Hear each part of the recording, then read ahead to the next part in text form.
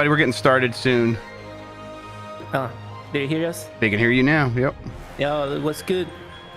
Chat, you gotta check those Street Fighter skin, dog. Shit is good. Thank you, Greg.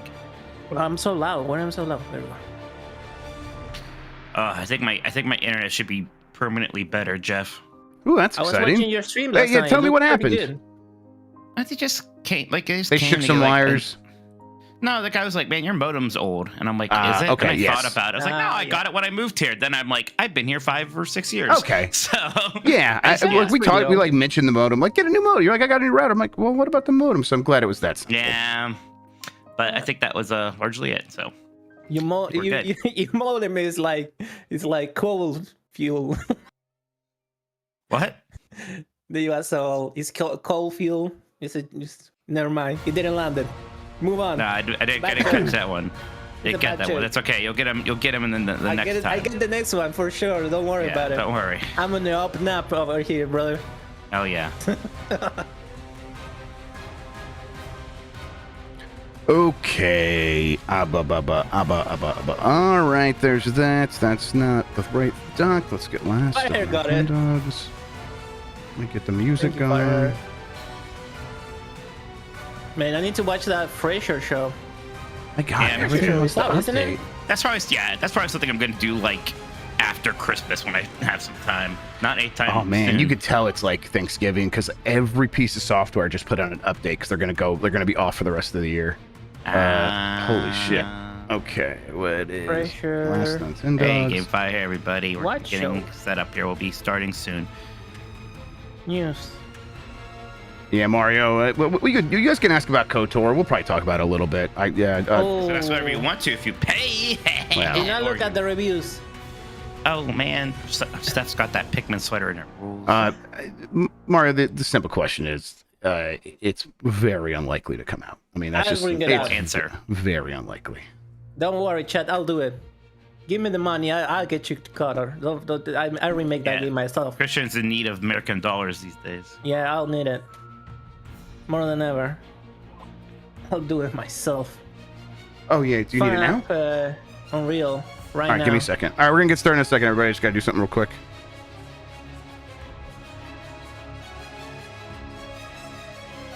Where's Sean? What is Sean? That's right.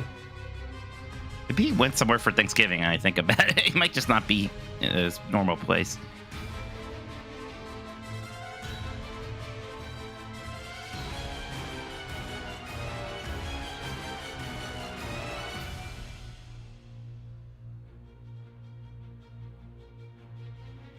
Okay, we're looking pretty good now. There's that. There's that. All right. Let me turn off the music. Let's test this music. Hey, you guys hear me? Start cheering now! All right, you guys heard that? Let's get Yes? Yeah. Yes. Okay. Yes. Yeah. Yes. Sorry. No worries. All Thinking about right. something else. It's okay. Why do I have Star Wars behind me? When did I do that? What the hell? Did I do that? Did I do that? Did I do that? Got I any never watched cheese? that show. Let's bring back Urkel finally. Right? So Right. Urkel is a Man. spin-off of another show, isn't it? It's like Yes. Good Times spin-off. Well, or something? Family Matters is a spinoff of a different show where Carl Winslow was just like a police officer or something. Oh, did I do that? Oh, And then Urkel just showed up in like the 3rd episode of that show, and it was so popular he was always. What is if Good Times? Who's having I Good forget. Times? Who- Is no that one- is no that a one spin-off of 960. something else? I don't know.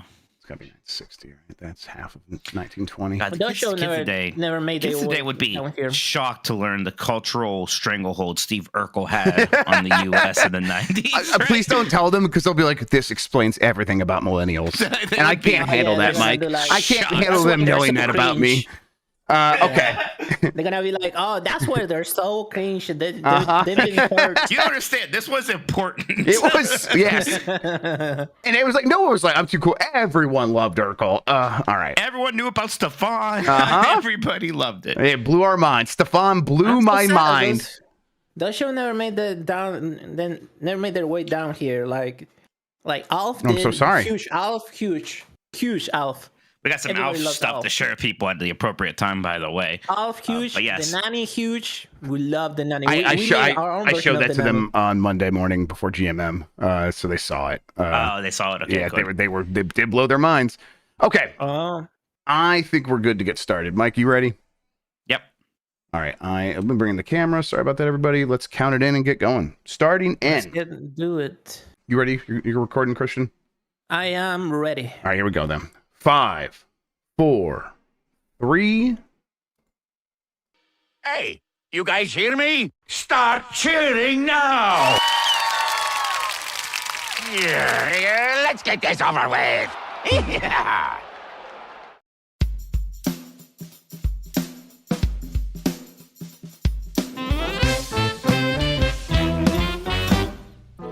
Woof woof. Hi, I'm Mike Minotti, and I am a Nintendog. Hi, I'm Jeff Grubb, and I am a Nintendog.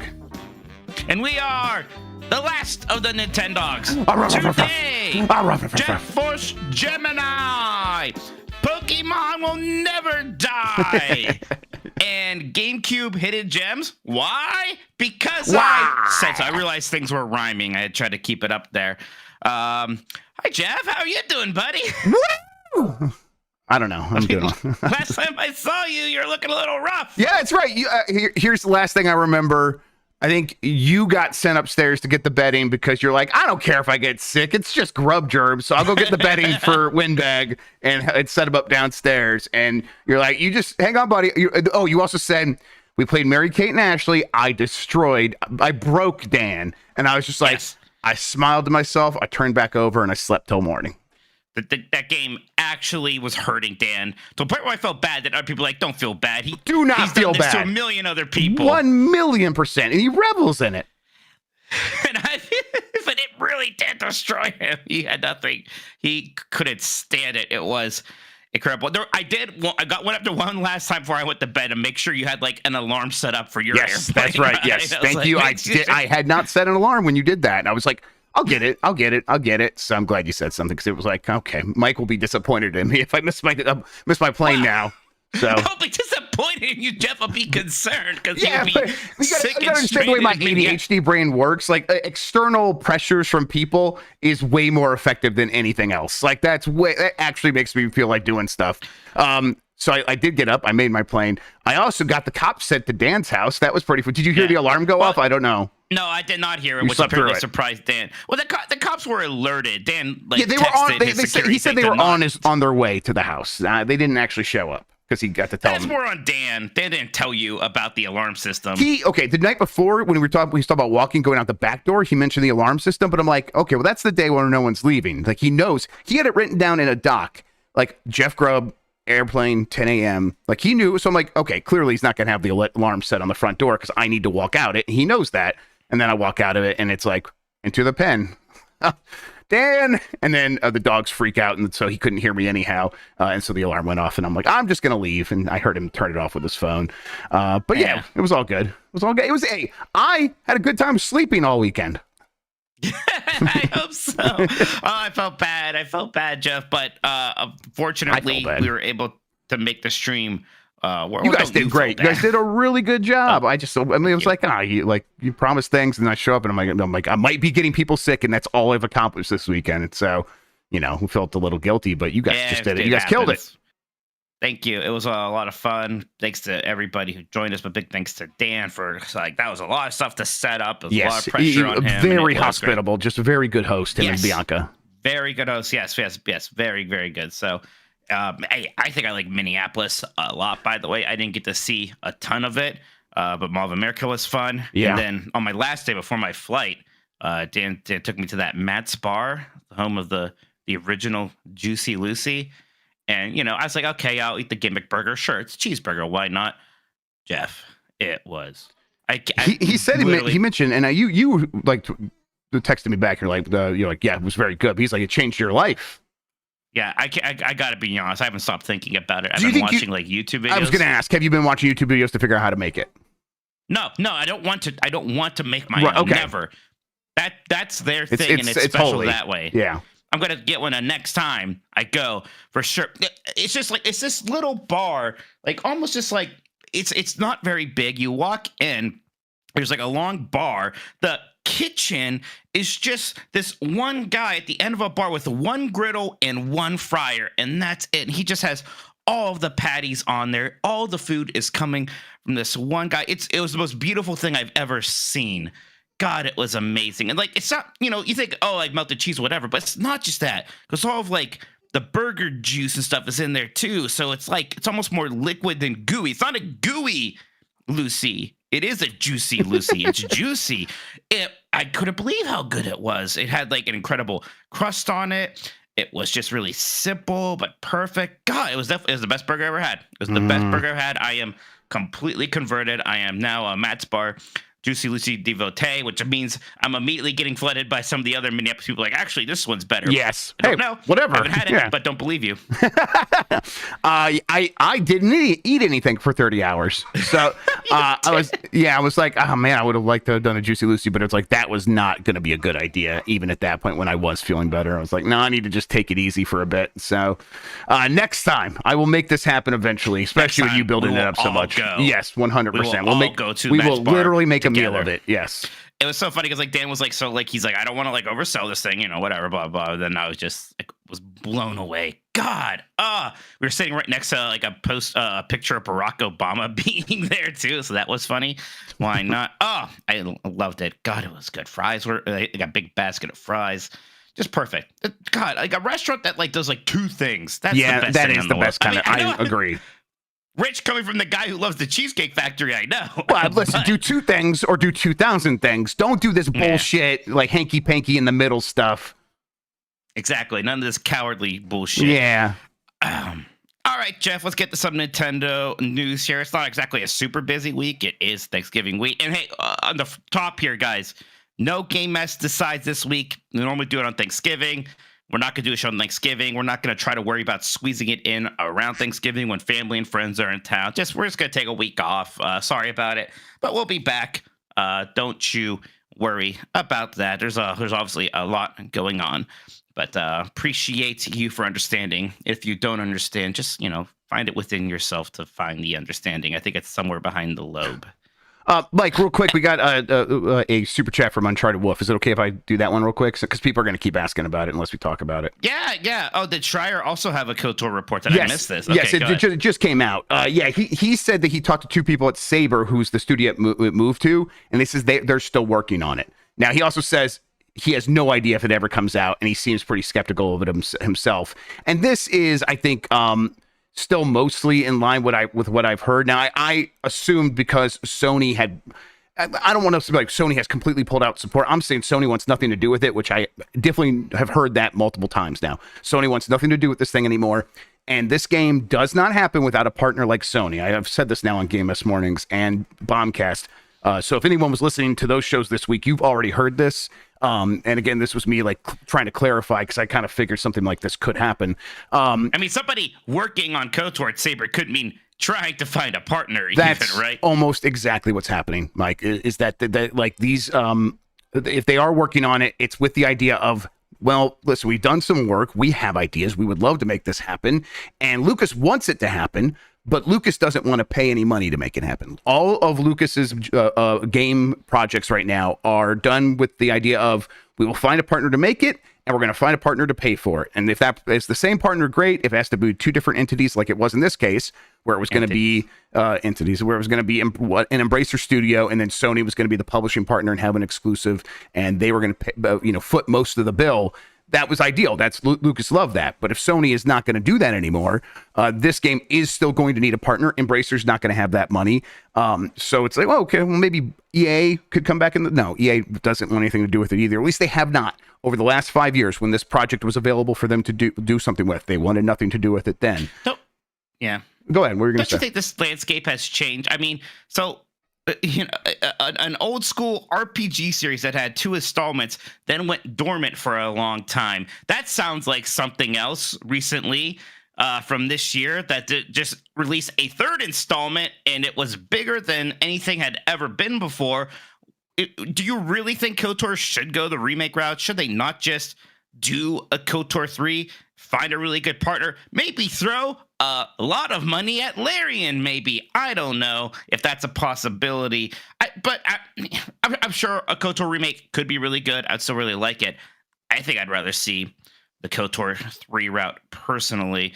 But I guess that's not neither here or there with what's going on with all this. Yeah, I mean, I agree with you. I think you're right. I think Lucasfilm, and I don't know if they still have LucasArts. I remember they canceled that. It's called Lucasfilm Games. Lucasfilm, again. thank you. Okay, so Lucasfilm is just, I don't know what the impetus there is, like behind their budgeting, ideas, behind like how they figure this stuff out. But they really, for all these projects, you can look at how it works, and they just don't want to spend any money. So them coming in and say, we want this to happen, we should go get Larian to do it. It's like, okay, cool. Who's going to publish it now?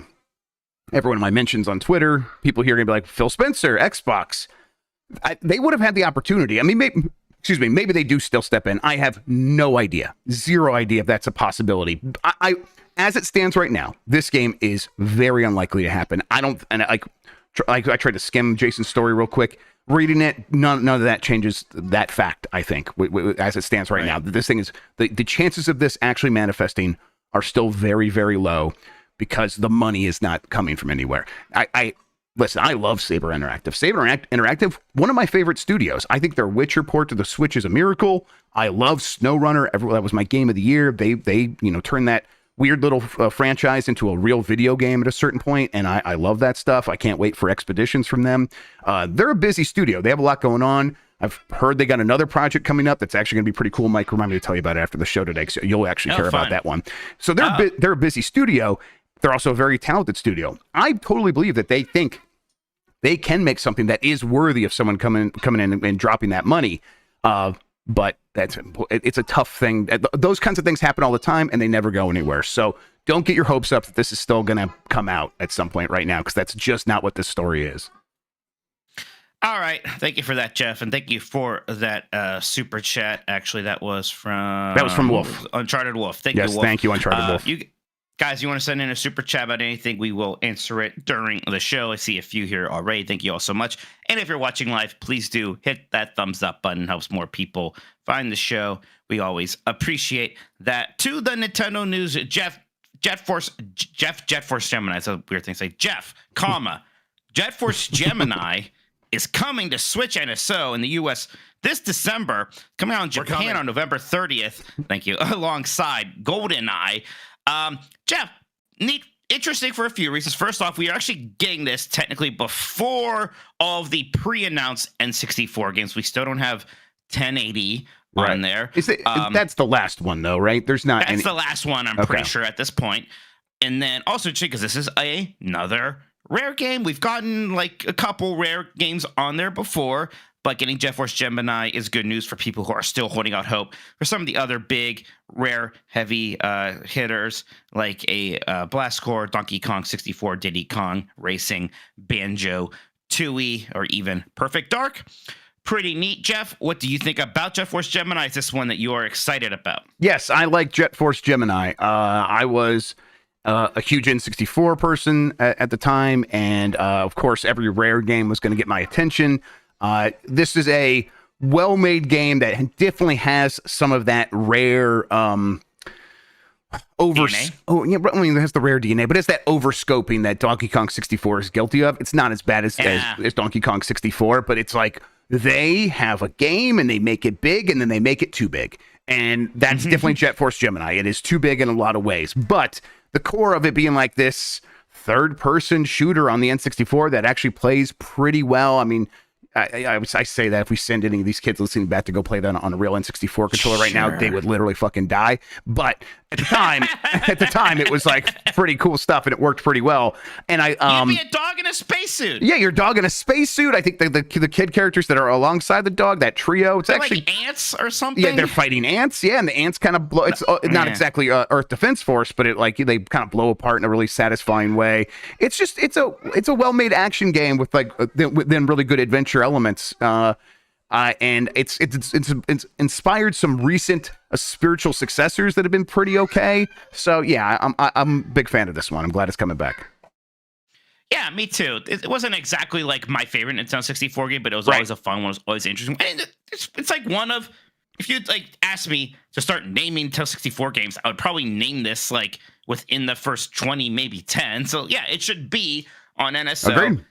I'm glad to see it there. Did we mention just it's a sign, rare game, right? That was one of Yeah. the things you mentioned, right? Like, hey, this is another rare game coming.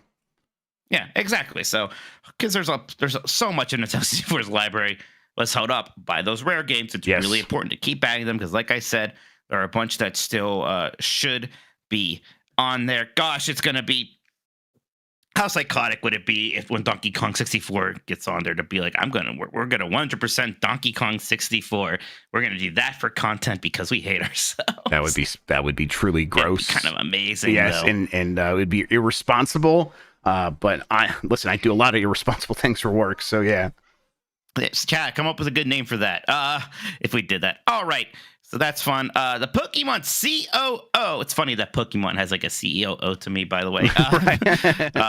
Wants to keep the franchise alive for hundreds of years. This is from Scott Baird at Dextero. This is a quote. My job, I spend all day, every day thinking about Pokemon. CO Takato. Just say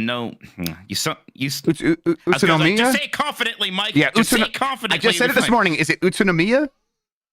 We'll go with that. Okay. Said, our goal is to keep Pokemon alive for hundreds of years, making sure it survives well past our lifetimes. I mean, look, at some point, this is a nothing quote, really, Jeff. But I just wonder, do you really think 200 years from now, Pokemon's still going to matter? I have no idea, and you're right. That part of it doesn't mean anything.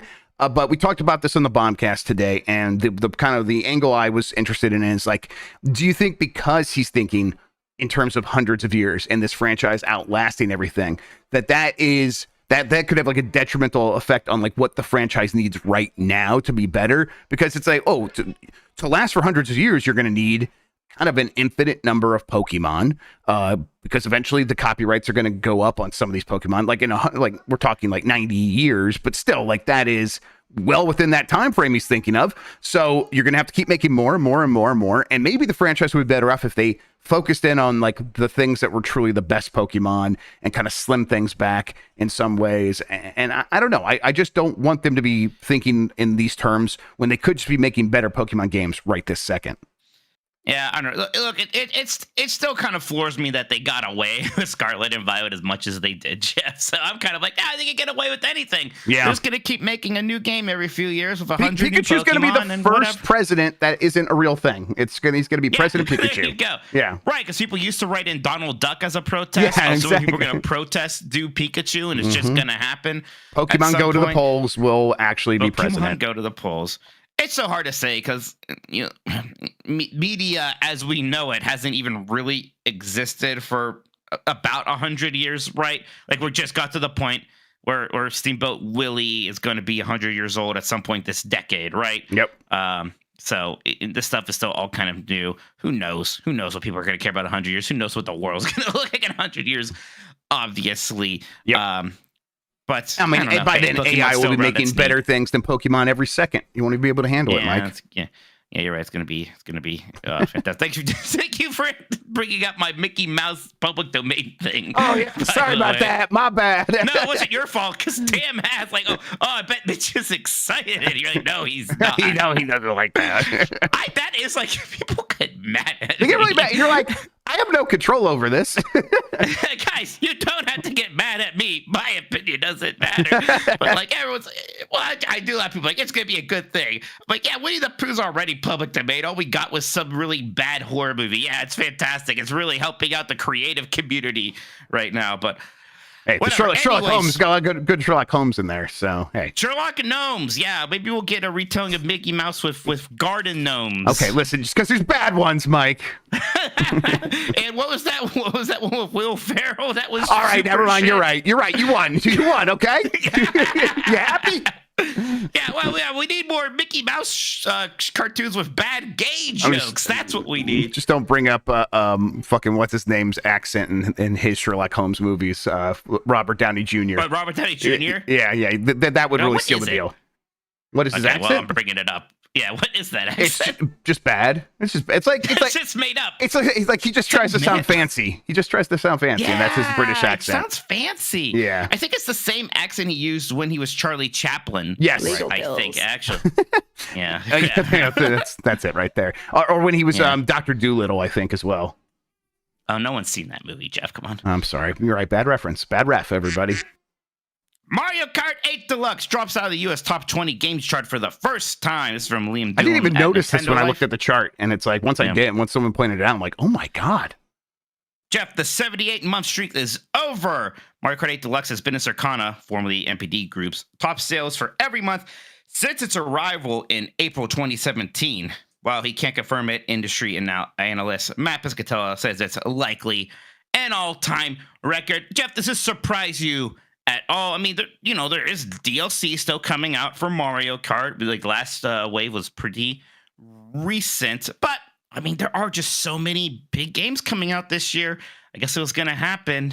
And look, at some point, enough people just have to have Right. Mario At some Kart, point, right? that has to happen. It It has happened to Grand to. Theft Auto finally. Like Grand Theft Auto 5 isn't in like the top 10 all the time anymore. And for a long time, it just always was. Yeah. Although that one, I think they stopped reporting digital. Although Mario Kart was never reported digital. Yeah. So what the fuck? Yeah. I think it is the thing where eventually everyone has to just have that game.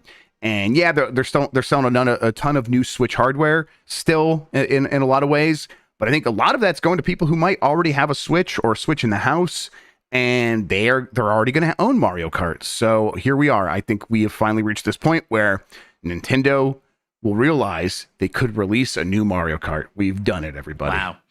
We're here. It's It's got to be. It's 100% back on the charts next month, by the way. Yeah, for holiday for sure. But Yes. do you think Mario Kart 9 is in active development? Oh, yes, I do. Yeah. Well, yeah. Well, what's in more development right now? KOTOR remake or Mario Mario Kart? Kart, yes, without Yeah, a doubt. There you go.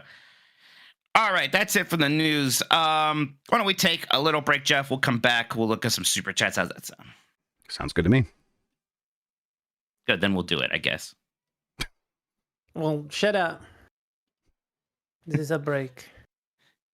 All right, we can just go right back into it. Cool. Sounds good to me. Okay, cool. All right, you get those super chats ready? I have them right. No, yes. I have them right here. Yeah, I'm good. All right. Make us broke. You good? You good, Christian? Yeah, I'm good. And we are back. Jeff, let's hear those super chats. Yeah, let's see. Songs for Grown-Ups writes in, says, hey, y'all, have you heard anything recently about the Cruise and Blast DLC? Was that just a beautiful dream? I've not heard anything about that. I forgot that was ever even going to happen. Yeah, I forgot that was a thing, too. It was like they were gonna do like a new That mode yet, and though. stuff. Doesn't seem good, huh? Yeah, it doesn't seem good. That game probably sold much better than they were expecting, I think. At least I hope it did. That was Songs for Grown-Ups' first super chat, by the way. Thanks for donating to the channel, Songs. Appreciate that. L. Grug, shout out Mike for being the best Mario partier in Minnesota and helping to raise over $23,000 for charity. Jeff was there, kinda. I think I was in the quarantine zone when you won. I think they're right. I think that's actually right. That's yes. when you Because I remember kind of there. I was watching fucking Bubsy on a tablet alone in a cold room while sick. And I look you up. Just said no to that, by the way. I definitely could have said no to that. I was fine. And I looked up and I saw Mike throwing his hands in the air. And I'm like, oh, I think he just won. So yeah, that was cool to be there for that very special moment where Dan got put in his place. Dan has not won Mario Party in quite some time, actually, because he's lost it. Because Bailey beat him when we played at DreamHack. I think when we played with Abby and Jess more than a year ago now, I think I won. So I can't remember the last time Dan's won. Yeah, it's like Austin Powers 2. Yeah. The spy who shagged me. He's lost his mojo. He's lost his mojo. Yes, only actually no. It has everything to do with his penis, both in that case and in this case. Did you see what Windbag was doing the entire time? I did not see what he was doing the entire time. He was constantly checking the map, and it's a map where there were no directional choices to make. I was losing my mind. I am so he's really good at sticking to the bit. He knows his job. It's incredible. He's great. He is very nice, by the way. Incredibly nice. Yes, he was very nice. His the first joke I heard before I passed out originally was him go, "It's a bombshell. It's a real bomb." And major bombshell. That got me. Wade Burton, excuse me, with their first super chat. Thank you, Wade. Glad you are feeling better, Jeff. A day away from my kids while shitting my brains out and sleeping sounds kind of great. I thought about it. It's like, oh yeah, I did get to just sleep uninterrupted, and I don't know if that would have been possible here. So, yeah, it was actually kind of nice. I can't believe how much you slept in one day, man. I mean, you're sick. I think it really was. That was the bit, like just worn out, completely run down, and I slept for most of a 24-hour period, if not longer. Really, it was rough. Let's see here. The Uncharted Wolf with that super chat from earlier. Baba is me writes in, happy Thanksgiving. Retro question. I have an NES and my old 26-inch TV died. Any suggestions for connecting to an HD TV? I have a 26-inch Sony 1080p TV. Retro Tink seems good but pricey. Any budget alternatives? Look for a CRT TV. I mean, listen, if you can get a CRT, that would be great. But if you don't want to bring in a new CRT, or if you want to just keep it on your big screen for whatever reason, Retro Tink is good but pricey. There are more affordable. Like Mike got the Retro Tink 5X Pro, but you can get like that's not like hundreds of dollars, right now. But I was going to say there's a couple models below that are more affordable and pretty good still. I think they might be the 2Ks or something like that. 2Xs. Yes. I would say if you're like worried about like just one or two systems, because I've bought in like really expensive HDMI converters for just one console, and I've bought just the $20 whatever thing. That $20 whatever thing works. Yeah, I bet these days you can go on Amazon and find like a cheap thing from China that is going to, like Mike says, work. And if it's about like not spending a ton of money, go with something like that. Uriel Delgado, gentlemen, I'm addicted to the Oregon Trail remake. Is there a new Oregon Trail remake? Maybe it's not a new one. Maybe it's like. But hey, I was thinking the same thing. Uriel, drop in chat which one you're playing, because I kind of always am thinking about Oregon Trail these days. I would like to play that. I think I told you before, I'm a big second edition guy. The first like CD-ROM one, with the voices and some like FMV stuff. Oh yeah, but I don't think I ever played that one. Yeah, it's very weird. I like it. I definitely played one of the earlier ones in school, and that was like my main one. And I would like to find out which version that is, but it was an Apple. Oh, it's such a school game. It's great. Oh yeah, totally. God. You go hunting and just shoot 20 buffalo and you're filled with more meat than you can carry. Incredibly irresponsible, but always felt good. It was great because like it's such a weird thing because I guess it was realistic, but the bunnies, way harder to shoot, way less meat. Buffalo, slow motherfuckers, tons of meat. You just shot them like crazy. Like, why not? Yeah, and kind of when you think about it, that's how it happened. And that's why we don't have buffalo anymore. Big Fresh 37. Really now, what are Gino's chances for Smash now? Mike, answer the question. I think they're not bad, Jeff. I think they're not bad. I mean, we'll talk about later. I've been playing Mario RPG, and I've gotten to the point where Gino's there. And God, I love that guy. He's so great. And people have been there's been a loud enough group of people who've been asking forever. And always seemed like a little bit of a stretch, but they acquiesced a little bit and did give us that costume at one point. Now Gino is in a relatively he's in a new game, right? Like Gino is back. Why not? Why not just do it? There's gonna have to be a Smash Bros. Game that comes out in the next 2 or 3 years, probably 3 years. They're gonna need more characters. We've already gone through quite a lot. Why not? I say there's got to be a 50% chance. I think I'm there with you. I mean, those characters are still owned by Square, right? That's when you boot up when you boot up that game, it's like copyright Nintendo, copyright characters like SquareSoft, Square Enix now. But that didn't stop Cloud and Sephiroth, right? And it's fucking Cloud and Sephiroth, not fucking Gino. Come on. Also, kids are obsessed with Mallow. Mallow is a meep. They really like him. 1,000,000%. Yes. He doesn't have a nose. He's got black beady eyes. That is the definition of a meep, I've learned over the years. Mallow also very good, to be clear. Mike, Yeah. you are the human Mallow. His big smile, the big smile he does when he's like waiting. Like this is Mike Minotti. Whenever I look at him, like Maybe Mallow was formed because I know I talk about Gino a lot. I also like Mallow a ton. And yes, the first time I played through the game, I liked Mallow the most. Definitely, yeah, I love Mallow. Thank you. I think absolutely. Mallow's definitely the Mario character who is the most like a Disney character. Oh yeah, I see that. Yeah, totally. And I also always love Mallow. Mallow and Gino, big fan over here. Let's see. It's fantastic, just so good. Ugh. Well, we're going to talk about it. So that's the game I've been playing this week. Fudsack, I really enjoyed Mike's Alan Wake 2 stream last night. If the Game Awards don't line up a live performance of We Sing, then I've lost faith in Jeff Keighley. All right, Alan Wake 2 spoilers, everybody. Did you get the We Sing? Okay. Yes, I did. I did play through that part. Okay. It's, okay. Yeah. Did you like it? I loved that. Yes. I loved that. That part was amazing. Even though like it wasn't like spoiled for me, but I kind of got a sense of what was coming up. Like, me too. 100% knew what was some kind of a musical thing gonna happen in Alan Wake 2. But even still, I couldn't believe how like extensive it was, how elaborate it was, and how great it was. But now my only fear now is like, man, I don't know what's gonna match that energy in this game going forward. I hope that wasn't like the obvious high point and we're never quite up there again. Maybe there'll be a lot of other big surprises like that. But wow, that's good. That's gonna be one of those memorable things I've done in a video game for a long time. That was fantastic. Yes, it was definitely a highlight moment, and it is what made me realize this is the successor to FMV games. Like this is where FMV games should have gone, and we're finally here, and someone knows how to use that technology and get the most out of it, and they really did. Yeah. All right, spoilers over. I'm waving for some people in the video. There we go. All right, next super chat. Yes, last super chat. Bander SN, Liza P happened because of public domain. Yeah, argue that, Mike. I mean, if you could have just had that be about some other puppet, it would have been fine. But it's okay. Like Gino, like, hey, well, imagine if they just called Gino Pinocchio. He just looked like a Pinocchio. It'd be worse. So there you go. Okay, yeah. Okay, again, you can't argue with Mike on this. He's got it. He's got you. We wouldn't get that amazing bad CG movie with Pauly Shore as Pinocchio. Pauly Shore as Pinocchio. Mamma mia.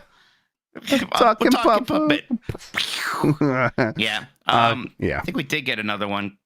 We have a few more. Yeah. Oh, we do? Okay. What's going on here? Let me see if I can scroll down. I can read them while you're doing it. Yeah, sure. Empanada Eater. Hey, Mike, 16 Minotti. That cannot be my nickname. And Jeff Crush Leaves Grubb. Great job with the extra live stream. Thank you. Aside from the Vince McMahon painting, what was the wildest shit in Dan's house? I mean, look, Dan, I don't want to invade Dan's privacy. Unlike some people just tweeting out strange photos in the house, but no, their house was just very nice, to be honest. It was actually great. Very beautiful house. I have the super chats back if you're ready for the next one. Yes, All right. Go ahead. And a very generous super chat from Green Thumbs. Thank you so much, Green Thumbs. It's Thanksgiving, and I'm truly grateful for the messy dogs. It's been a rough year, but no matter how bad things are, Tuesdays and Thursdays are always bright spots to look forward to. The podcast always lifts my spirits. Thank you. And with that, tell you guys we're not doing a show on Thursday because it's Thanksgiving. Sorry about that. Don't worry. Yep. I'll stream tomorrow probably. I am going out because a lot of people are going to be in town, but I'm going to be streaming this week. There'll be stuff. Yeah, exactly. There'll be stuff. I might actually make a video or something like that. So we'll have something for you. We'll be back. We'll be back with all our regular scheduled stuff going forward next week. Green Thumbs, though, thank you so much. I'm thankful for everybody here. Everybody always showing up, hanging out with us. It means a lot. Yeah, it's been fantastic. We're at this point now where we're almost a little bit past the initial big rise, and the fact that everybody has stuck around is incredible. So thank you, everybody. All right, Mike, that does it for the super chats. Cool. Why don't we take another short break, and then we'll be right back. Let's talk about GameCube. Nintendo bless us. GameCube. It makes a big fuss.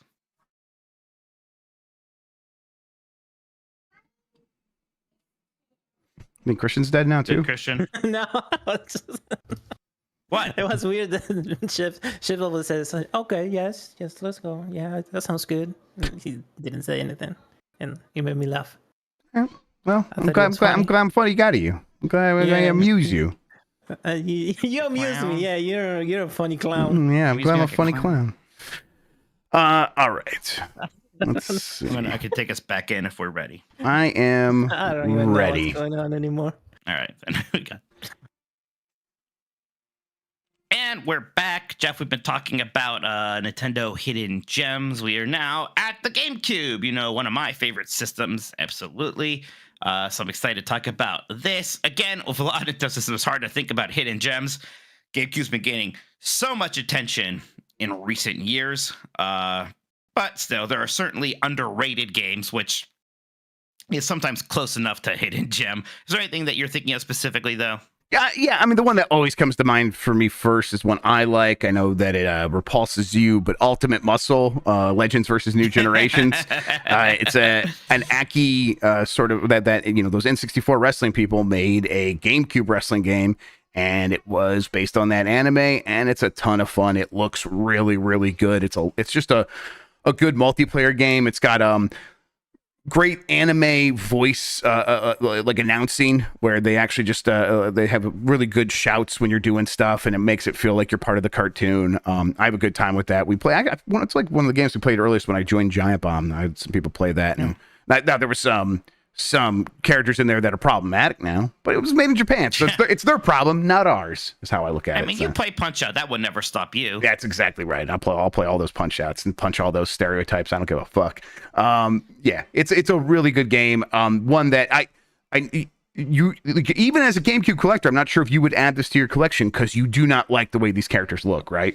Yeah, I probably should. I even had a chance to buy it one time for a decent price, and at the time didn't. I should.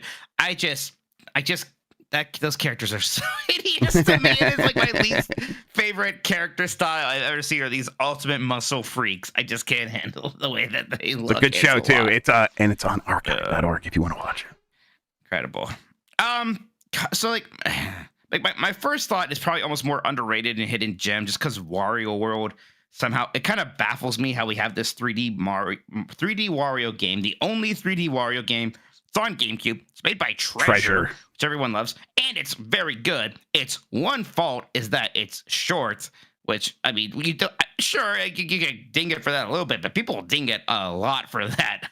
I liked that game a ton when I played it, but it is still like a Nintendo first-party game. Maybe it's not super hidden, just underrated.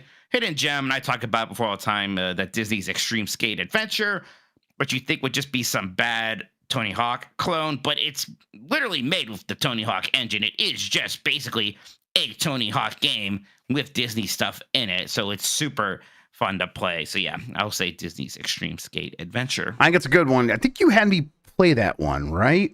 Or did you have me play? So okay, and I remember enjoying it because it's just they did one of those with Disney characters. Yeah, way back when we did. Was it like the GameCube's like 20th anniversary or something? Yeah, maybe that's what it was. Yeah, that was, We played a bunch of GameCube games. Yeah, maybe a while back. A couple years now. All right, let's see what the community had to say about this one. Lou, 5468 said, I remember this little known game with some cool water mechanics. You guys probably haven't heard of it, but Super Mario Sunshine is my favorite little known GameCube game. Evil Janice says, if you haven't thought about the Roman Empire today, Gladius is a LucasArts tactical role-playing game with gladiators, beasts, and the undead. It's neat. I never hear anyone talk about it. Yeah, this is a neat game, actually. It has a Super Mario RPG, like, timed hits. That's one of the reasons I was, like, paying attention to it. And Gladius is a good game. Oh. Eden, original hardware purist, says hidden, potentially, gem, always. Amazing Riddick parody, great multiverse, time travel stuff. Sorry, Mike, and a map creator editor that I spent close to 60 hours in as a kid. Time Splitters 2 is fantastic, and we don't talk about it now. Future Perfect was also great, but I didn't enjoy the multiplayer as much there.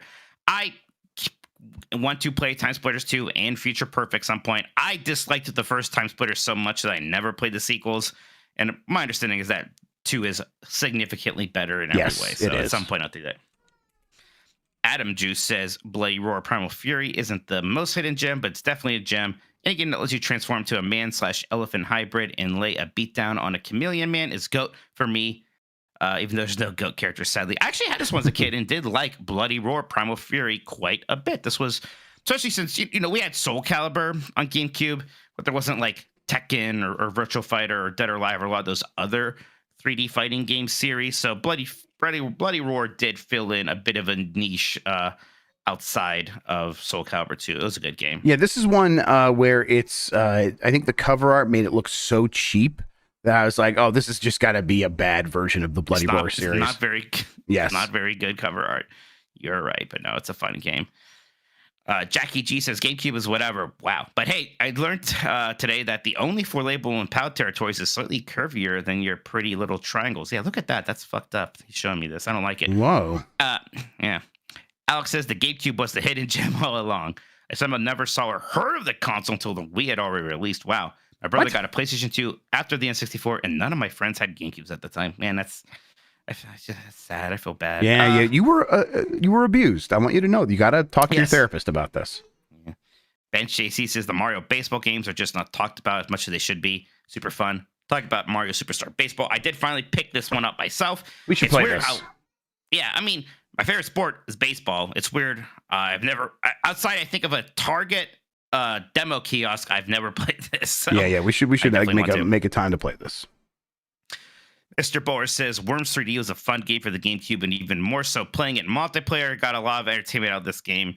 I think I was a snob about Worms 3D. I liked Worms 2 and the sequel to that, whatever it was called, a lot. And I was like, this series shouldn't be 3D. So I never played it. I want to, though. I don't think I ever did either. I love Worms, and I think I would have been like, oh, that's... I like when a 2D franchise goes 3D, and I don't know what, like...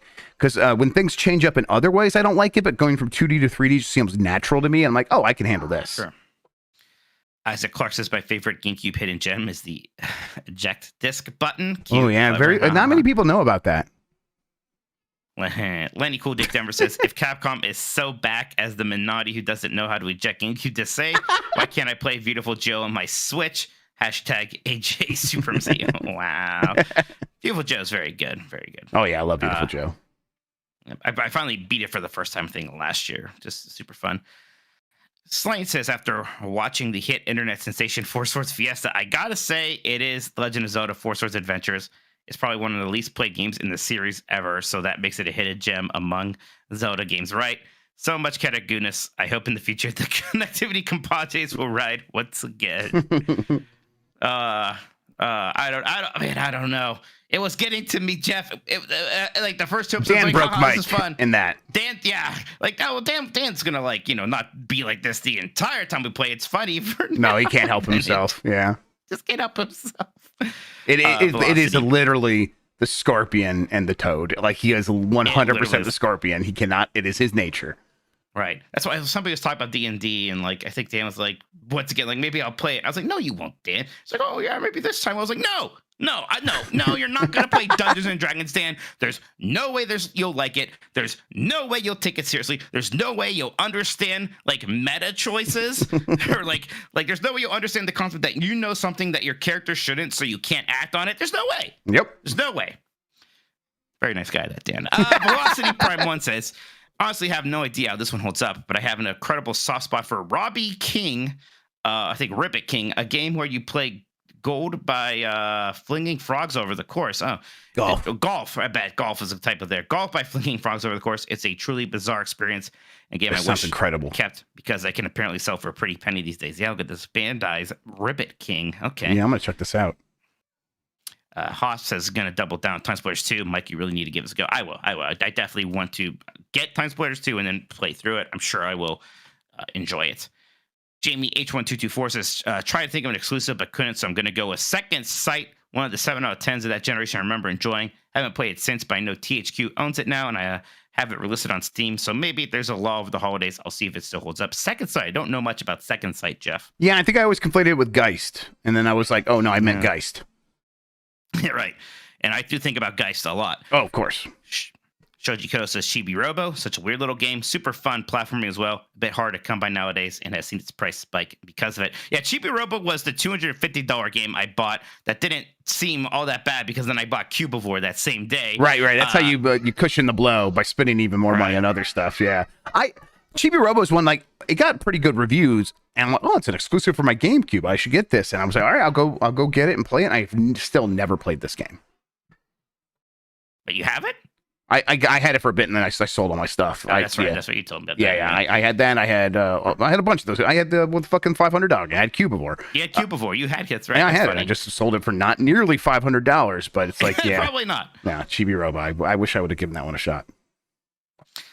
Super Harmon says, I am going to play Chibi Robo. Like, that's a game I would have thought I would have played this year, but just had to spend so much of the year keeping up with new releases because it's been incredible. Super Harmon says, until the recent remaster announcement, I had no idea Baten Kaitos existed. It was made by Monolith Soft. I heard it's good, though, thus qualifying it for hidden gem status. I'm looking forward to actually playing this one. I get through a bunch of new releases. Yeah, Baten Kaitos was always sort of held up as, like, this, the ports of Skies of Arcadia and Tales of Symphonia were always like, hey, look, GameCube has RPGs games. I never actually played a whole ton of Baten Kaitos. I have it, although at this point, if I was going to play it, I wonder if, like, I have to check if I'm to play today. Should I just play the remastered version? You would think, obviously, yes, but that's not the case with Tales of Symphonia, so you have to check. I thought there was some weirdness with Baten Kaitos, but I might just be conflating with those other ones. There's cards involved. Yes, I remember that. I remember that. Yes, and it's like I know people. Oh, you mean with the remaster? But I mean with the remaster, yeah. I thought there was some like weirdness and not, but I don't know. But yes, there was also that thing where it's like people thought it would be one thing and they had cards involved. But although back then that wasn't as much of a big deal as it is today, where people are like, cards? Oh my stars! They can't handle. As soon as they see cards in the game, they freak out.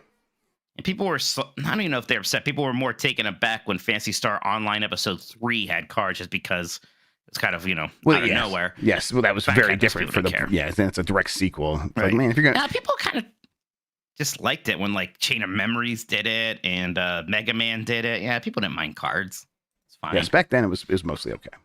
It wouldn't take your entire game like it did with freaking that X-Men or Marvel. Yeah, the Marvel's Midnight Suns. Yep. Exactly. Yeah, that's what happened with that. So people found out it was cards. And it's like, you dumb bitches. If they would have just like said it's like, Glorby Orbies, and just said they're not cards, you would be fine. You wouldn't be able to tell the difference. Magic the Gathering. Right. It's fine. You just, oh my God, you got so up in your head about this stuff. Chill out, everybody. Tokyo Game Life says, I nominate the Japan-only Donkey Konga 3 because it's the only rhythm game with the Zelda theme. The Japanese Dragon Ball opening and La Cucaracha. I should get this at some point because I have a couple GameCubes that can play Japanese games. I actually have a ton of bongos. I have like 3 sets of bongos. So, yeah, I'd be set. I have 2 sets of Donkey Konga 1 and 2. I'm like, why am I really? I must have played this somewhere because I remember playing La Cucaracha on Donkey Konga somewhere. Maybe I downloaded this at some point, but man, I'm gonna go back to this because I love Donkey Konga. Adam JC says, just discovered this one on the weekend. Not sure if you heard of it, but the soundtrack absolutely slaps. Mary Kate and Ashley, Sweet 16. I'm glad. Gosh, I'm glad I've had people thinking about this game for maybe the first time forever. Now, this just absolutely batshit crazy Mario Party clone that may have depleted Dan Reichert's life force energy. Man, Jeff, you were spared this time, but someday you're going to be playing some Sweet 16 also. Yep. And maybe we won't accidentally pick the mode that never ends, which we might have done. I'm still skeptical, but we'll see. Oh, did it ever end? No. We played for like 3 hours, and it wasn't ending. So the best we came up with was that we accidentally picked something that would never end. So we just kind of had to stop. I think we need to go back in and do some research of our own. Well, you saved. We had everybody researching, and there's so little documentation on this game. People I mean firsthand researching and go see if there's an end or not, and we just got to play until it ends, or if it doesn't. Surprised because there's only like 7 mini games or something, so we just kept replaying them, and they're all way too long. It was a lot. Very good, man. The original Everybody's 1-2 Switch. Hell yeah. Macy's Spoon Heaven Day Parade says a whole new world. Mikey's version available on Spotify when. I don't have a hidden gem exactly, but rather I offer up a crystal. And there you go. Star Fox Adventures. I think I'd take Star Fox Assault over Adventures, but it has been a while since I played Adventures, so who knows? We'll see. Bugadillo says, was it the best 2D platformer on the GameCube? Regardless, amazing game. Donkey Kong Jungle Beat. This game does rule. This is the best bongo game, to be clear. Yes, this is an incredible game. This is the team that would go on to do Super Mario Galaxy, I believe. So that's right. That's how come it's such a good game, and they had great people making it. Matt Rare Monkey says Alien Hominid, a great side-scrolling shooter similar to your Contras. For sure, has that difficulty, but also controls great. And folks just need to play it if they have not at this point. There's a reason we got a new version of this year. Yeah, a couple weeks ago. It's so interesting. Yeah, it's so interesting because like this was right before we had downloadable games. So before this could be a downloadable game, they just actually like this was a Flash game on Newgrounds, and they just actually boxed it and made it for consoles. They Really they up-resed it or whatever and made it better. They did. It wasn't just like a porter. It wasn't. But also, exactly I think at the time it was also not like a $50 game. I think it was a little bit more marked down. Wouldn't be surprised. Yeah. Yeah, there's like a remaster and a sequel coming out now with Alien Hominid. Yeah, so Alien Hominid developments are happening. I think they both happen. I meant to check those out. I have them here on my computer. I haven't really played either one though. Zubmer says, I had an N64, a GameCube, and all the Game Boys as a child, but I cannot for the life of me remember owning any hidden gems. Then again, if you asked me to name every game I own off the top of my head, I could name less than 6 of them. I mean, I'm sure there's a lot of people whose GameCube collections were like Mario Sunshine, Smash Brothers, Double Dash, Zelda, right? Like, a lot of reasons just to have the heavy hitters on the GameCube for sure. Yep, definitely. If you just had all the heavy hitters, you would have an amazing collection. So you don't need to own a fucking Cubivore. Speaking of which, Always Be Clothing says Cubivore walked so Tokyo Jungle could run. Also, the cost of Cubivore is almost the amount of money you might carry around in your wallet. There it is. Hey, Cubivore, not a bad game. Not a bad game. I'm glad you enjoyed it. I just had to make a transition. Yep, no worries. But yeah, it was fun. I want to finish it at some point. Michael Riley says my favorite hidden gem was holding the Z button during startup and hearing the change in the boot up jingle. That's good stuff. That's good. That's good stuff. Yeah, every time you say that, someone's hearing it for the first time. So go try it with your GameCube. It's fun. Although, like just the normal boot up is like so freaking good great every single time. Chaos Buckaroo says the Mario Kart Double Dash bonus disc was the only bonus/demo disc I ever had. 5 playable demos, several trailers, and bonus content for some GBA games. It was cool. Oh, interesting. I forgot about this bonus disc. I wonder what's all on there now. Huh. Yeah, I have to go see. The Boulder Gate Wolf 5 says GameCube D's nuts, haha. Spyro: A Hero's Tale is still the best non-Insomniac Spyro game. Lots of fun characters, and the open world was really creative. That's interesting, like there's a bunch of Spyro games after that initial trilogy and before Skylanders that just kind of seemed to exist in the ether for me. This one's cover art always stood out because it's taking itself pretty seriously. Yeah, but it's also like they not necessarily like the core Muppets, but like the Fraggles.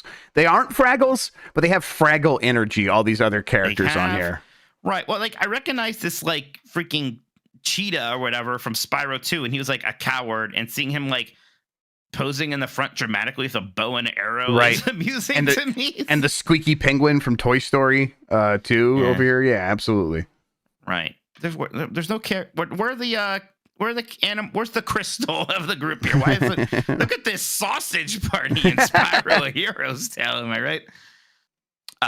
Big Tony says my dogs absolutely love wrestling games, but this was my first non-WWE/WCW game that I enjoyed playing. It's Ultimate Muscle, Jeff. You're not alone. Yep. Look, I want to get Ultimate Muscle. I want to get Def Jam Fight for New York more, and that's of course that's expensive. That's a classic. That's a great game. Yeah. Jeff and I played a hot second of that at one point. Not Jeff, I'm sorry. Dan and I played a hot second of that while we were testing the stream. Still very fun. I bet. T Money OG says Battalion Wars is one of my favorite hidden gems on my favorite console. It adapts the gameplay of Advance Wars to an action RTS as smoothly as I could have hoped. Retains the same charm as the Advance Wars games, and it looks great today. I never played much of this, Jeff. What did you think? You were a big Advance Wars guy. Yeah, I think it's okay. It's definitely not like what I want when I come to this overall franchise. But I think it's cool that they did this. I never played Battalion Wars 2, and I'm always surprised they made a second one. There is no Battalion Wars 2, is there? Yeah. You're making that up. Yeah, BW2. You'll like that's how the cover art looks like. Yeah. Oh my God, that's right for the Wii. Yep. That's right, because it looks like Wii. Yes, oh my God, yeah, totally. Yeah, it was wild. Oh my God, I forgot this existed. This is in that era when like you were just playing you're playing 360 pretty much nonstop, like everyone was, or PC, and it's like a lot of stuff was coming on the Wii. You're like, well, I'll play the next Zelda, but like, it's like, wow, yeah. Okay, everyone's saying Excite Truck is good. I'll go play Excite Truck. All right, fine, and it's like or Excite Box or whatever.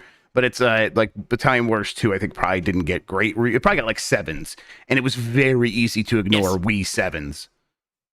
And there's like even Wii games I like wanted to play. I think like Wario Land Shake It probably also got 7s, and now I'm like, why didn't I play that? That game looks amazing, it looks but just so good. Yep. Just wasn't playing a lot of Wii games the back half of that system, to be honest, unless it was, like you said, like a Mario or a Zelda. Yep. DMC Depressed Me Crying says, after finishing the Reignited trilogy and craving more Spyro, I played Spyro A Hero's Tale, as it's generally considered the best of the rest. Trades the levels of the Insomniac trilogy for Jak and Daxter 1 approach. Ooh, different areas all connected seamlessly. I thoroughly enjoyed my time with the game. Okay, I'm adding this to my list. I really want Spyro A Hero's Tale. Yeah, that sounds cool. Good. Yeah, I like that Jak Daxter 1 approach quite a lot. I like Jak and Daxter. Yeah, I'm gonna check this out too. Input name here says my wife says Odama, which is some sort of pinball game with historical vibes. I am not convinced this is real. You play with a mic? Real. Yeah. Jeff's a big fan. Yeah, I want to. I still want to set up a stream where we're all talking through one mic online and playing this game. So, yeah, Odama is a very cool one. I thought it would come up. Screaming Manna says Pac-Man World 2. This game was a surprisingly competent 3D platformer where Pac-Man has a fun moveset of rolling and body bouncing, as well as some level-changing gimmicks, such as Pac-Man ice skating. Oh, I just realized he's ice skating on the cover of the game. That never actually occurred to me before. Wow, look at that. Yeah, right? Never noticed. Yeah. You could collect tokens to play old Pac-Man games, including the Japanese PS1 version of Pac Attack. Oh, and the music goes hard. What's the best ice skating in a 3D platformer? It's probably Astro, right? Mario's in the Galaxy games feels incredible. I think that's right there with it. I agree, but I think Astro's probably the best. Astro is also very good. Yep. Pac-Man World 2 is great. This was actually a game I rented a few times as a kid and liked it. I have it now for my collection. Very good 3D platformer, way better than you would expect. Probably one of like the best 3D platforms on the GameCube, pretty easily, to be honest. Wow. Yep. Drewman says, "Listen here, doggos. The year is 2003. I walk into Circuit City with $50 and birthday man. God, this is a vibe already. The choices are Wind Waker, Enter the Matrix for my brand new GameCube. That stupid goddamn shiny cover got my dumb ass. I didn't play Wind Waker until 20 years later. Oh my God. I'll never give the Matrix, but it was not a bad game in this by Hidden Gem. Hey, Enter the Matrix had a ton of hype. Oh yeah. It came out with the second movie, which was also just insanely hyped. It was canon, and like the leading into the story. Canon, I was about to say that. Yeah. And canon, they had like they filmed like movie sequences for just this game. And you know, it kind of like didn't quite live up to that hype, but still a fun game and a lot of fun. That ending is crazy, bro. What are you talking about? Holy shit. Look, I'm and the Turkey sister. I did beat this game. I don't remember a goddamn thing about it, but I beat it. The one thing I remember, like at the very beginning, like the pilot, like the captain tells to do something, and he's like that, or he's a hacker, and he's like, confused. "Oh, your wish is my input FZ Control Alt Delete Command." Something that was cute. Very. Yeah, I was wrong. The one with the weird ending is Path of Neo. Path of Neo. Yeah. Yeah. This one is good too, but the other I was thinking about the other one. Sludge Reinhold says that Simpsons Road Rage a hidden gem. Never hear anyone talk about it, and I have no idea how good it actually is. It was one of my favorite games of the generation time. I mean, it gets a lot of love these days. Although I always have to like double think and make sure I'm not getting Road Rage mixed up with the like which one's the Crazy Taxi and which one's the GTA. There's Road Rage. I can never remember. And there's Hit and Run. Road Rage, I think, is the Crazy Taxi. Hit and Run is the open world one. So Road Rage doesn't get quite as much love as Hit and Run, but it's still good. It's a Crazy Taxi. Like, it's fun. Joyzy says, somehow it's the uncensored version. BMX Triple X. Mostly underrated because it might be the last time Nintendo was okay with sexualized characters that worked underage anime girls. Incredible. I rented this game and saw nipples on my GameCube. It is weird, right? It was weird. It's just weird to see nipples on your GameCube. Yeah. Why don't I have this game? You should get this game. Yeah. 1,000,000%. We're coming. God damn it. Ali Miracle says, I will die on this hill that this game was great. It's Star Fox Assault. My other obsession was Kirby's Air Ride, if that helps or not. Kirby's Air Ride gets way more flowers than Star Fox Assault does. Yep. And when I played Star Fox Assault, I think also during the 20th anniversary GameCube, I was shocked at how much I was enjoying it. It seemed like surprisingly good for, you know, like Star Fox Adventures. People talk about it, Maybe they like it, maybe they don't. People just kind of gloss over Assault, and I don't think that's fair. I think that this game is way more interesting than that. Yeah, I think I enjoyed myself when I played the little bit that I touched of it. Domino Crossing says, Rage! It's Godzilla Destroy All Monsters. I love this game. I love this game. This game is super, super fun. When I think of Godzilla video games, this is the first one that I think of still. Yep, same stuff. Willow Davis says, Billy Hatcher, Billy Hatcher, Billy Hatcher. Not hit at the time, but ask the average person about it now, and very few remember. Sonic Team proving once again that when you let them make a game other than Sonic, it will be the biggest WTF you've ever seen. God, it's been a while since I played any Billy Hatcher. I guess I'm going to have to do that again at some point. That's for sure. Yeah, I never really played that much of it, but I definitely remember from a distance being like, oh, is that good? Okay, all right, for sure. Dr. Ryan says the hidden gem, the GameCube is also one of the best survival horror games of all time. Eternal Darkness, Sanity's Requiem will always haunt a dark corner of my mind. Scare the hell out of me for that bathtub scene alone. Man, when I was a kid playing this the first time, that bathtub scene did scare the shit out of me. I know Backlot didn't have an amazing experience when you went back to it, but when I played this again, I still had a lot of fun. I liked it. I helped that I didn't have two bozo clowns trying to mess with me the entire time and distracting me. That definitely didn't help. I think I would probably enjoy going back to this game, actually. Vision 49 says, Tricky gets all the love, but SSX on Tour was genuinely great, and the GameCube version has Mario, Luigi, and Peach as playable characters. That's right. They were just showing up in EA big games for a bit there, weren't they? I'm more of an SSX3 guy. I haven't played on Tour in a long time, though. I don't think I played on Tour. Again. Yeah, I played 3 and Tricky, and I like 3 and Tricky a lot. But I don't think I touched this one. Giggy64 said it before, but it bears repeating. Star Wars Rogue Squadron 3, Rebel Strike. Wait, shouldn't this be Star Wars Rogue Squadron 3, Rogue Leader 2, Rebel Strike? Is one of the best Star Wars games out there for all the callbacks to the movies and bonus features. Yeah, like Rebel Strike got a bad rap because its big gimmick was that you had on foot stuff, and that stuff was just okay. Yeah, right. But bad. I mean, all the Rogue Squadron stuff is still amazing, and some of us have played Rogue Leader a lot. It'd probably be worth playing Rebel Strike someday. And it looks amazing. It looks really good. It's a good-looking game, and gosh, just anything with Rogue Leader elements to it. I mean, Rogue Leader is just a top 5 GameCube game. Yes. So its sequel, even if it isn't quite as good, whatever. I mean, it's probably a top 10 game of that generation. Yeah. Legion 4. Before you read this, I was looking at this thread, and I saw those 2 images for this game that you're about to read, and I was like, "Are those horny games? What's going on? What is this?" This was just realized. Yeah, this was the Divas era of WE, and Legion 428 says, hard to think of GameCube hidden gems because everyone just knows the classic, so I'll go with the WWE Day of Reckoning games. I really enjoyed them. Yeah, man, Stacy Keebler, good on her for showing her back seem like explicit. Because it's just a really good back. Yeah, top all-time back for sure. Yes. This definitely is like that era of Maxim magazine and stuff, and that's what WWE looked like. Also, it's like there would be ads for like adult games in the back of video game magazines sometimes, like for PC, and it definitely looked like this as well. But yeah, good on Stacy Keebler as always. Yeah, the GameCube wrestling games never got talked that much, so when I started playing them, I actually was pretty surprised at how much I do enjoy them. These 2 and WrestleMania 18 and WrestleMania 19. Those are the 4 GameCube WWE wrestling games. There's also Crash Hour, but I think all 4 of these are very good. I like them a lot. Pablo Costa's little game called 13, which I still have never played, but I plan to at some point.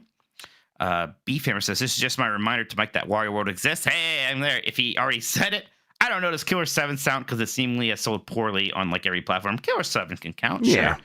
Why not? That guy said, yeah, it's multi-platform, but we played it on GameCube. I have no problem multi-platform. Sega Soccer Slam.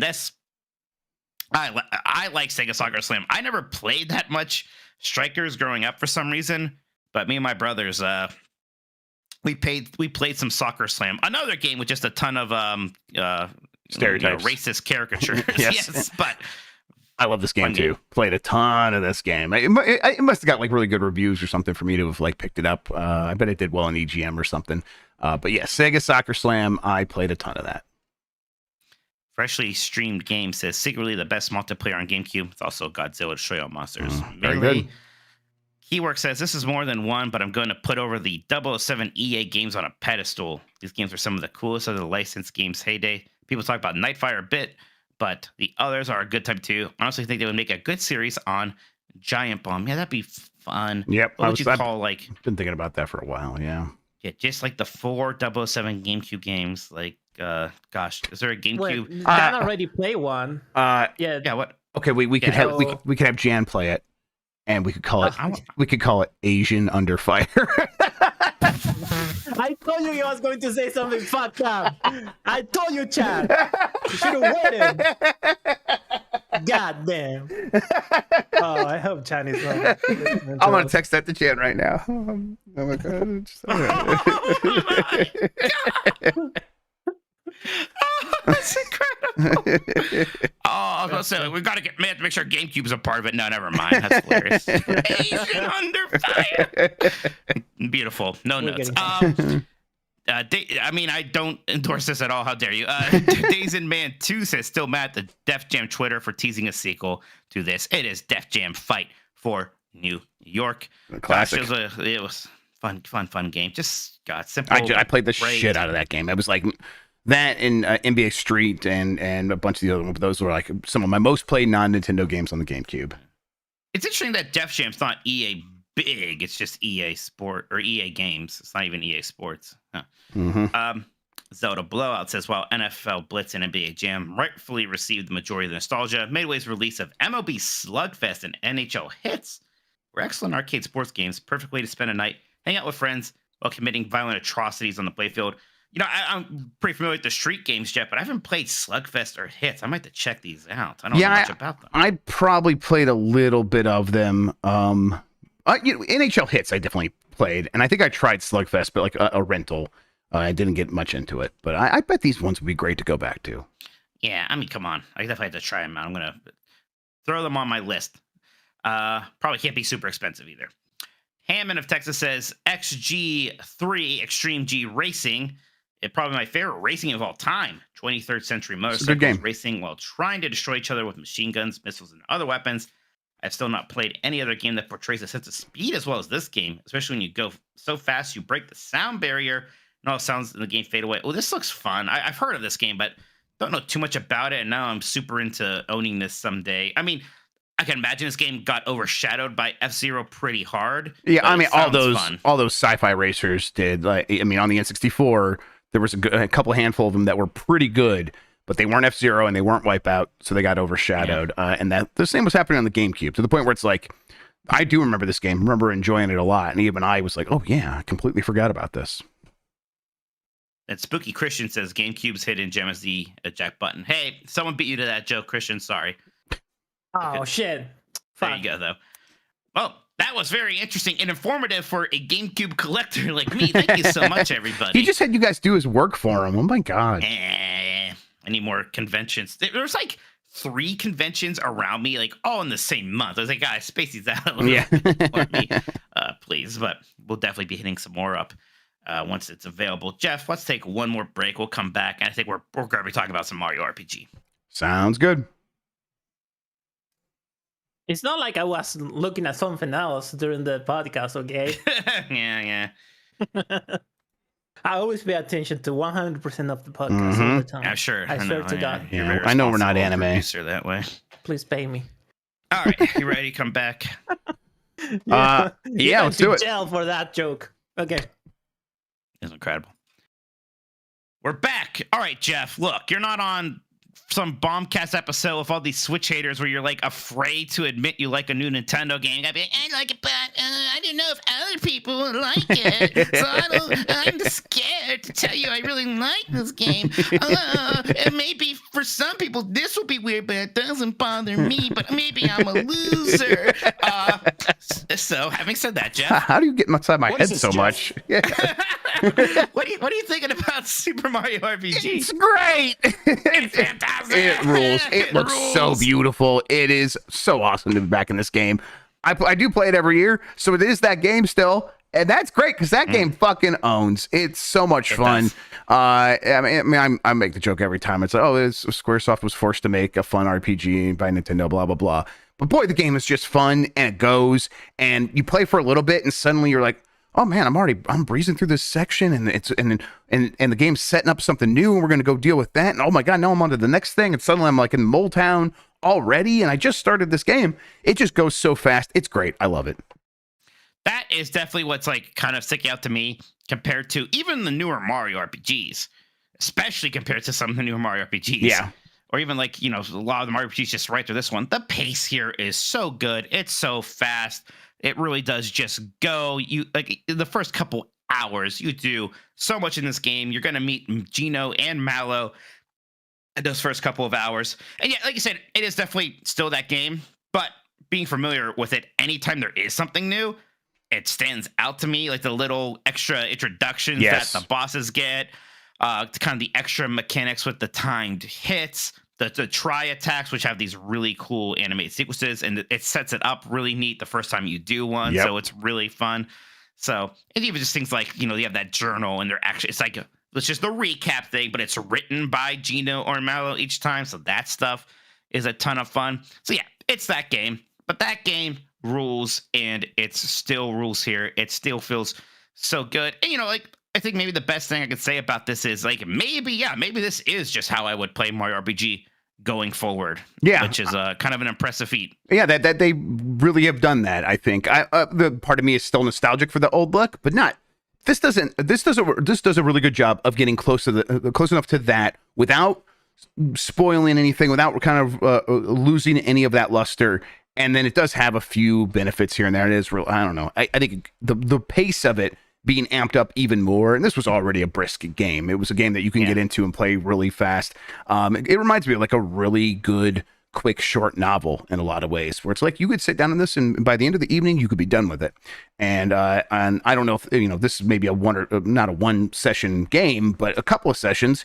And it's kind of nice to have an RPG that just is going to get you into all of the content really fast. And the characters are great. The writing is still so funny, and it's like it's goofy, and it's nice to have a game from early in the Mario lore that's like, hey, we're gonna play around with these things and do a bunch of things that you wouldn't have expected. And I think that stuff this is what my hesitation was on the Bombcast. It's like in the 90s, that was so surprising and so out of nowhere that it had a huge effect. And at this point, maybe it's a little bit more of like, oh, I expect that. But even if you do expect it, it does a really good job of letting you play around in that space. I mean, the characterizations of these characters did start here, but now, Bowser being a bit of a goober, which is a major component and what helped the Mario movie be good. This was like the first time, at least in a game, maybe just in general, I could really remember him being much of a goober. And it was like they nailed it. They nailed it out of the gate. Right.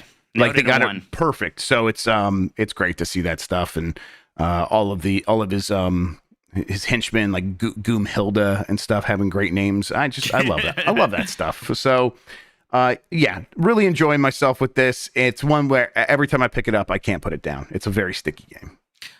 I've heard some people say, "Oh, I'm playing the original music. I'm just too nostalgic for it." Are you playing the arranged, or do you switch back? No, I'm playing with arranged with the new stuff. I think it sounds great. It sounds great. It's sounds good. It is. Sounds like that music that I remember. I know it's. I know people who like swear by that soundtrack, so I don't blame them. But I think this is a really good honoring of that music and then updating it at the same time. So I've been enjoying that. I did switch once just to hear it, and I'm like, yeah, of course, that music's great. But this is not ruining the experience in any way. In a lot of ways, I'm like, I think I really like this. Yeah, like I just did the Lost Woods, right, which is probably the most iconic track from the series, and that new arrangement sounds incredible of that. I was just having fun listening to that. Yeah, it is. Oh, go ahead. Yeah, I'm super happy. I love this game, and I'm just having a fantastic time playing through again. Like, I'm just never bored. I'm never wishing something was different. I am thrilled, and maybe this is just a one-off thing, but gosh, if this meant maybe at the least more Mallow and Gino show up in some things. It's the best. God, because there's no more Mario and Luigi's. If we just got a Mario RPG 2 instead of that, oh my God, I'd lose my mind. I would lose my goddamn mind. I hope that's what this is building toward. The game like debuted on some UK chart, and you know, it's physical only, of course, but it wasn't in the top 5. I'm like, man, I hope this game does really well. I can't imagine why it wouldn't. People need to show up for this thing. It is, you know, talked up for a reason. It is funny to play it and be like, oh man, you could see where it's made by Squaresoft with all these enemy character designs that are kind of, I mean, I want to say like they're bad, but I love them. I love all the character designs. Like all of the main enemies look so weird, but it's it's like even on this, like the Super Nintendo, they looked exactly the same. I just couldn't always parse exactly what was happening, so they looked a little strange. So it's fun to see them get more detail and actually see what was happening. Like Clay Morton, I don't think I ever realized that Clay Morton was kind of like a little guy on this sword or whatever. And now like seeing that actually happen, and seeing him fall apart, and I think he did that in the Super Nintendo version as well. But to actually be able to understand what was happening was really cool. Yeah. And I'm just like so excited for like the next parts. I'm like, okay, I'm going to do Mole Town soon, so I'm going to do all that, and like the excited to be minecart, in Mole and then Town. I get to do Booster's Castle, and I'm kind of freaking wanting to do that. Yeah, I'm like, I always love getting to the underwater section with the you know, the underwater pirates and stuff, and I'm like, oh my god, yeah, that stuff. There's a part of me that wants to cheat and just immediately find a YouTube compilation of all the triple attacks, because there's a different one for any 3 combinations. Because I think I mostly want to play with just Mario, Gino, and Mallow because I miss those guys so much. But I like, man, what is it? What does the like Mario, Gino, Peach triple attack look like? Right? Like, it's fantastic, and what a great game to be playing right now. Where I'm catching up on a lot of games, yes, but not necessarily Switch games. I have those mostly squared and parsed away. So at night, just playing this, relaxing, super fun, super excited. I hope a lot of people check it out. Good stuff. Yep, same. I highly recommend it. People should play it. Yep. All right, Jeff, let's read the rest of these super chats before we wrap up here. Yeah, sounds good. Mario RPG. All right, let's see here. El Grug, let's see, we're there. Yes. El Grug, any Black Friday deals or game sales you guys are looking forward to? Also, is the Bubsy pilot a bottom 5 cartoon? That art style, though, it was pretty rough. That's a bad. It's rough, but also just kind of like what just kind of what cartoons were like back then. That is definitely what they were like back then. Yeah, any Black Friday. I tried to look, and I was like, I'm good. Black Friday doesn't do much for me anymore. I picked up a couple things on the Steam sale today, like things that are like around $10. Because Control Ultimate Edition was $10 on Steam. I think I had that on like a console, but you know, Alan Wake 2 is enjoying that, and there's already Control references that I'm recognizing from having played maybe a third of Control. So I'm like, I want someone, I want to go play Control. So it's $10 right now. Let me get that on Steam. That makes sense. And it's the Stellaris was also just cheap on there. I'm like, never played Stellaris. Maybe I'd like that. It's $10. Why not? You're going to get the $250 worth of DLC for it? No. There was like a fit. There was something I got that was like a better edition, but no, I'm not. I didn't buy the $250 version. Wow, I'll be okay with base Stellaris. Stellaris is so fucking, it's addicting as fuck. Stellaris, you start a match and you play like 5 hours can go by without realizing. It's like so addicting. Yeah, I hope it's more Civilization and less Crusader Kings, but I'll find out. It's way more Civilization than Crusader Kings for sure. I will probably get an SD card or two. Exciting! Wow, you know how to party, Jeff. Yeah, that people say I'm let loose and just go wild. People say I'm one of the most interesting people to ever live. I agree with that. Thank you. All right, let's see here. Fantasy Frank, I was one of the weirdos who had a GameCube but did not have Smash, Mario Sunshine, Animal Crossing, or Mario Kart Double Dash. I had the Zeldas, including Ocarina of Time and Metal Gear Solid Twin Snakes. Wow. Did you have Metroid Prime, though? Yeah, that's the big question. Metroid Prime? That will depend on whether or not you're actually a weirdo. If you have Metroid Prime, then you're not a weirdo. Then you're cool. Yeah, you're one of the cool dudes. Connell Wood says Rebel Strike's version of Hoth is unmatched. Yeah, it was really good, wasn't it? God, I'm gonna play Rebel Strike. Fuck. Because you could do the thing where you're Luke Skywalker, then you actually like get your little grappling hook and slash at the belly of the AT-AT. Yeah, that was pretty cool. I wonder how that game plays on Dolphin, or if I should just finally get a GameCube. Yeah, I don't know. I imagine it would also, if Rogue Leader's been hard on there, you'd imagine Rebel Strike would have similar issues. Let's see here. Burrito says, love the Super Mario RPG remaster right away. Okay, Fantasy Frank had Metroid Prime. I thought he said, for some reason I read it as hate Metroid Prime. No, Fantasy Frank had Metroid Primes. Okay, They're great. Cool. They're cool. Okay, Burrito says, loved the Super Mario RPG remaster right away, though the parts that made my heart sing were the redone soundtrack and the colorful bits in the Midas River Caves. It's such a joyful game. Yes, the Midas River Cave sections were really, really cool. Ooh. Of course, Interesting. it was always cool, and it still is that stuff again. But seeing it in HD, of course, very neat. Yeah. Matt Rare Monkey says, "What's with that Sony lawsuit about PS Store prices?" I don't know. I haven't followed it. No, I haven't seen. I don't know much about this. I have to say, I'm sorry. Oh, Matt Rare Monkey, hit me with that in the DMs on Twitter. I'll take a look. AT says Mario RPG was the best as a kid because you could beat it in one rental in a weekend. What are some of your favorite short RPGs? Yes, that's how I played it because it was an expensive game, so I rented it and played through it. Not the first time, but the second time I think I beat it. Yeah, I mean that for me, this is the answer. I have not had a lot of experiences like this, but Chrono Trigger, I would assume, yes. Chrono Trigger is not a very long RPG. Chrono Trigger, it's kind of like if you like Mario RPG, you have to be like, what should you play if you wanted something like the next step? Like before, like a Final Fantasy or a Dragon Quest, play Chrono Trigger because it's very fast paced, similar to this, and not that long. Final Fantasy 4 is also pretty short and pretty fast paced, but I just don't think it looks as pretty or is as good as Chrono Trigger, but still good. Yeah, it is. All right. Oh, Sparkly, Shut Up and Jam Gaiden. There you go. There's a short JRPG style JRPG that you should play. All right. That does it for the super chats again, Mike. Real quick, that was Fantasy Frank's first super chat. Thank you, Frank. Oh, thank you. Appreciate it. All right, we're about to wrap up. But first, more people need to hit the thumbs up button because we're not quite at 100 yet. You get us to 100. Get about that. We know many of you are traveling. We don't give a shit, though. Hit the thumbs up button if you are here. Stop playing Marvel Snap while you're driving and just hit the thumbs up button. No, you don't have to do that. Most Don't people not be are extreme. beating it right now. Yeah, there you go. Thank you so much, everybody. Jeff, you can hit that button. Once again, everybody, we are not going to have Game Miss Decides this week because of the holiday. We'll be back next week. 114 likes. We did it. Oh, that's it. 117. All you have to do is, man, screaming at people really does work. Thank you, everybody. But yes, we'll be around. We all hope if you are in the US, you have a great holiday. Otherwise, hope you have a great next week. Oh, BP0708, do you think you'll both finish Alan Wake 2 before Game of the Year? I think you'll both like the full game ending. I am definitely going to be doing that. That's my main objective. I gotta have it done by next Friday, and we were supposed to stream it this week, and then I decided I'm gonna clean my house tomorrow instead of working. So, and I want to play it on stream because we started doing that. So I might make a couple of really long dedicated streams next week and try to get it beaten. So we'll see. Right. My big worry is beating Final Fantasy 16 before the giant bomb game there, which isn't super necessary to be honest. I want to beat it before we do ours though, Jeff. Okay, sounds good. We'll figure it out. Thanks for listening, everybody. Till next time.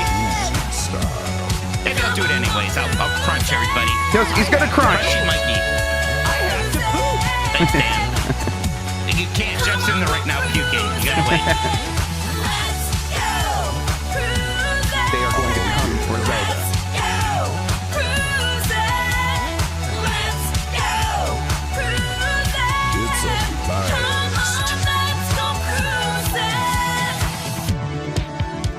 Most people are beating it right now. All right, Jeff. Let's do each other here. Okay. My Dixie wrecked. We're coming.